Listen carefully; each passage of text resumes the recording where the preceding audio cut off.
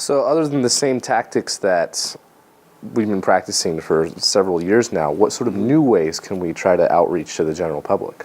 Sure, it's you're always going to have the challenges of sort of the status quo and incentives.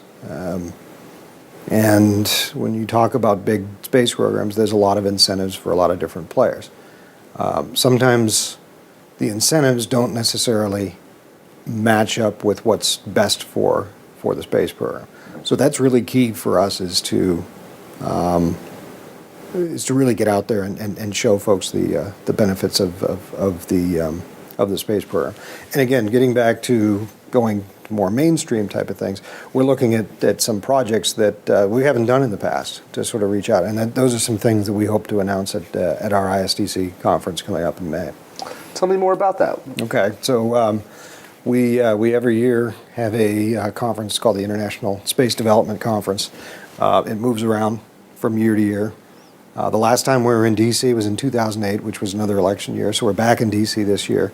We went to Orlando, Chicago, and Huntsville in the years in between, but we're back in D.C. It goes the 24th through the 28th of May.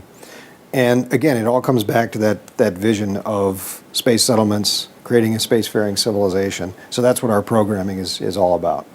The NSS has always had a history of bringing in some really interesting speakers, and we usually get a lot of high-level buy-in. So we are kicking off this year with a keynote from the NASA administrator on Friday morning. We hope to fill in a couple of other sort of super VIPs on that Friday morning. And then throughout the weekend, we've got very interesting keynote speakers interspersed. But some of the things we're looking at Mars. We'll have morning programming and track programming in the afternoon on Mars. We've got track programming on cislunar space, on asteroid missions. But we're also looking at things like space law and space business and sort of these here and now things that we have to tackle as we go on to that vision of space settlement.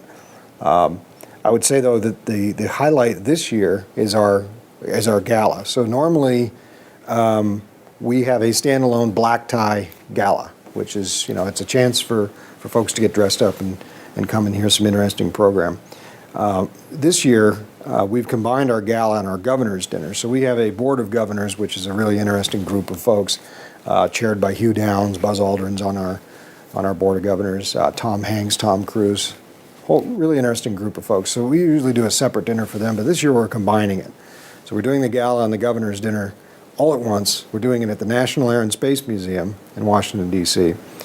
And we have the honor of presenting awards to both John Glenn and Scott Carpenter, who will both be in attendance. And this will be the 50th anniversary of Carpenter's orbital flight. So there's really, really a lot of cool things coming together in one evening. And we really think it's going to be a night to remember. Well, is there anything else that you would like to add or touch on before? No, just the fact that the NSS is back.